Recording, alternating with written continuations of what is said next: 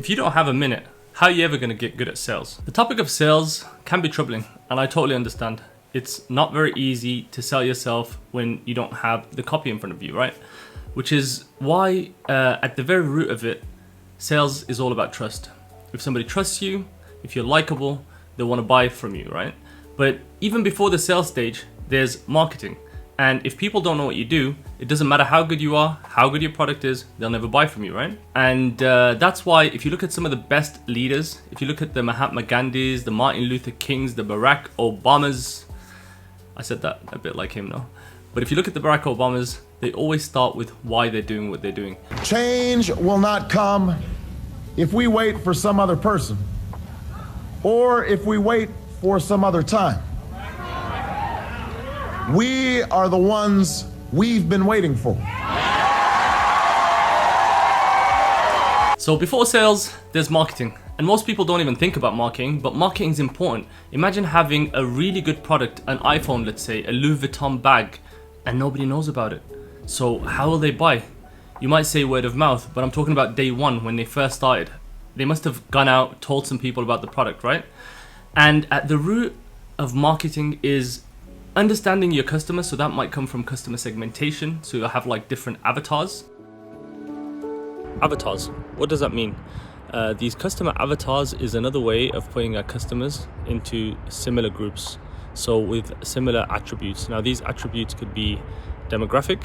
They could also be transactional. Demographic being age, marital status, income, and transactional is how much money they're spending with us, transaction per volume, etc. The idea is to put them into characteristics so that we could better understand them. So for example, yuppies, people that are quite young and making good money, so young professionals, is a characteristic and a set. Another set might be retirees, people that are retired. Another set might be young teens or low income. And I'll probably talk about this more later on in detail. In the meanwhile, don't forget to click for the notifications, subscribe please if you haven't. Let's carry on with the rest of the video. There's also being in the right market. For example, if your product is a bit high-end, let's say a Chanel perfume. So in socio-economic jargon, we'll call that ABC1. So that's the social status of them, where they'll live, what they look like, where they shop at. So these are the roots of marketing. After marketing, we'll look at sales. And sales is at the core trust. I trust you. If you're Apple, I trust you because you're a brand, you're known. This didn't come overnight. They've worked on it. They've got the Genius Bar. If I have a problem, I give them the iPhone and they sort it out and they give it me back, right? And that's why I and a lot of other people, millions, are prepared to pay $1,000 for an iPhone that might have cost 200 quid to produce far abroad, right?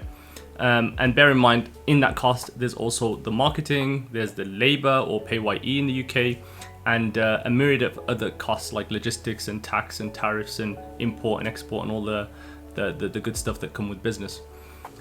But you also have to think, what is a sale? You're giving an offer. That offer, if it's good enough, people gravitate to it. They're like, whoa, that's a really good deal, right? And it's not always based on price. What you really want to focus on is value. Value is, what is the value of this product to me?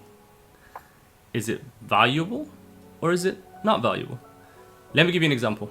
An iPhone. Stick with the same example. If I'm selling an iPhone and the person has a MacBook, then it's in the same ecosystem. Then you can airdrop it. Your storage is in one area, right? So that's like the ecosystem, as well as the iTunes and everything else that comes with it.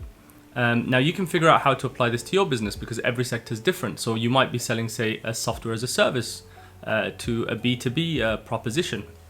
So when you sell the software as a service, training may be a package that comes with that. Helping them set up is also a package that comes with that, as well as follow-up if it's a CRM, for example. So when you're selling, bear in mind there's 6 steps. There's greeting, there's qualifying, there's demonstrating to the people that you've qualified, giving those people a proposal, closing. You'd think the deal's done, but it's not. Here comes number 6, which is what? It's after sales and follow-up. It's the call that comes a week or 2 weeks after. Hey, Mark, how is the service? Is there anything that we missed? Is there anything that we could do better? Is there anything that you'd also like to add? So if I'm selling, let's say, a Wi-Fi for business, I could also say, hey, do you want to add a SIM card to your package? Do you need a landline? Do you need a VoIP service? Do you need a myriad of things that I could add, insurance for business, etc. And this is just the beginning. So let me break those down to you. Good morning, this is Steven. This is Mo. You remember we spoke the other day, or maybe you didn't. Good morning, this is Mo. Let me introduce myself. I'm the marketing director, or I'm a sales agent, or I'm a customer service person that works for XYZ company. We met at a mall, or you might have met one of our people at XYZ exhibition. Great to reintroduce myself.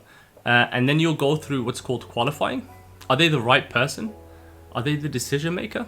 So there's no point, as an extreme example, if you're selling planes, that you're talking to somebody who's got nothing to do with planes. So if I was a representative, let's say for Boeing or Airbus, I'm selling a 30 to 7 million pound plane. I'd probably want to speak to the heads of Singapore Airlines, Emirates Airlines, British Airways. Before even doing that, I want to see what fleet they've got. Are they predominantly an Airbus fleet? Are they mainly Boeing? Are they a combination? And then you want to know who's got the purchasing decision. The same applies for every other field, right? Why is qualifying important? Because if you don't qualify correctly, you'll spend a lot of time with people who don't want to buy your product. So if somebody's not in the market for planes and you're trying to sell them planes, then clearly they don't want to buy it, right? So, and it could be the case that you might say, hey, you know what, but I'm educating them. But what if you're educating the wrong person? They don't want to be educated. You're trying to force it to them. So that's a no-go. So after greeting, you qualify. They like what you're saying. They agree with what you're saying. So in the example with the airplanes, the lead procurement officer for, let's say, Singapore Airlines just goes, oh, that's a great offer. What guarantees do you have? Remember, the bigger the product, the more likely it's usually a committee. So he might talk to his salesperson, his engineers, etc. So it's usually a longer process. The smaller the ticket or the smaller the sale, it's less people involved usually, right? So if you're selling, let's say, a Snickers bar, that's a no-frill purchase.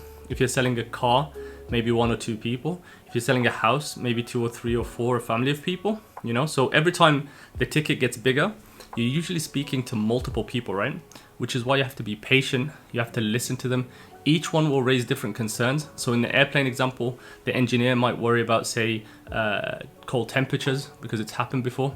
The person in charge of operations might worry about, okay, how quickly can we get the baggage out? Because that affects customer service. The person in customer service might care about the seats. Are they comfortable? Do they come with those little screens, you know, the media screens where you can pick the movie you watch? Because that gives the user, the end user, a really good experience, right?